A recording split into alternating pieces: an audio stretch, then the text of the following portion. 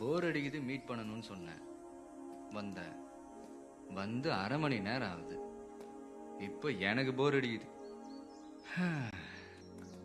மனசுல எது இருந்தாலும் சொல்லு, நான் தப்பா எடுத்துக்க மாட்டேன். நான் தான் சொல்லணும், நீ சொல்ல மாட்டேன். இஷ்டம் இருந்தாலும் சொல்ல மாட்டேன். எனக்கு தெரியாமலே ஃபாலோ பண்றேன். பார்த்துட்டா ஃபாலோவே பண்ணாத மாதிரி நடக்கிறேன். நான் ஃபோன் பண்ணப்போவே உனக்கு தெரியும் நான் எதை பத்தி பேச போறேன்னு. ஆனா ஒண்ணுமே தெரியாத பப்பா மாதிரி உட்கார்ந்துட்டு இருக்கேன். என்னமோ நினைச்சேன்.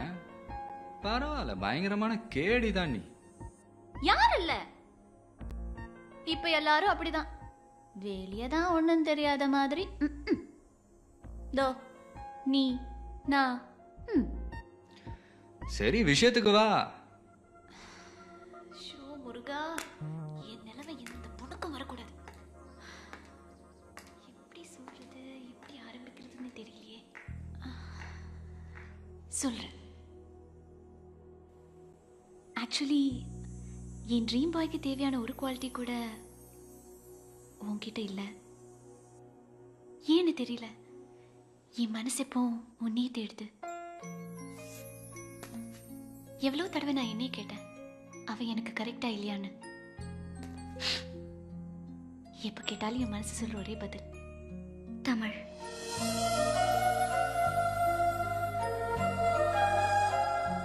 எனக்கு தெரியும் நான் நினைக்கிறதா நீயும் நினைக்கிறேன்னு. ஆனா அது நீயே என்கிட்ட சொன்னா I feel happy. கரெக்ட். நான் தான் உன்னை முதல்ல நினைச்சேன், ஆனா சொல்லல. ஏன்னா எனக்கு படிப்பு இல்லை, வேலை இல்லை. ஆனா ஏதோ பார்க்கறதுக்கு கொஞ்சம் சுமாரா இருக்கிறேன்னு சொல்றாங்க. எப்படி யோசிச்சு பார்த்தாலும் நான் உனக்கு மேட்ச் இல்லை. நீ இப்படி ஓப்பனா பேசுறதா எனக்கு ரொம்ப பிடிச்சிருக்கு. அப்படி பார்த்தா என்னை விட உங்ககிட்ட நிறைய நல்ல விஷயம் இருக்கு. உனக்கு நான் மேட்ச் இல்லை. ஏன்? நான் எப்பேற்பட்ட புறம்போக்குன்னு எனக்கே தெரியாது. இருந்தாலும் எனக்கு ஒன்று ரொம்ப பிடிச்சிருக்கு. இன்னொரு தடவை யோசிச்சு பார். ஒரு வாட்டி முடிவு பண்ணிட்டேன்னா என் பேச்சை நானே கேட்க மாட்டேன்.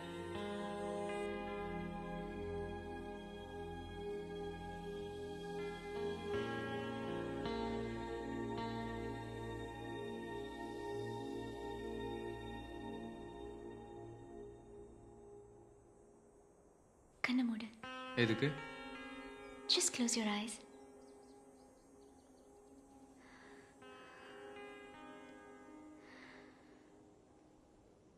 I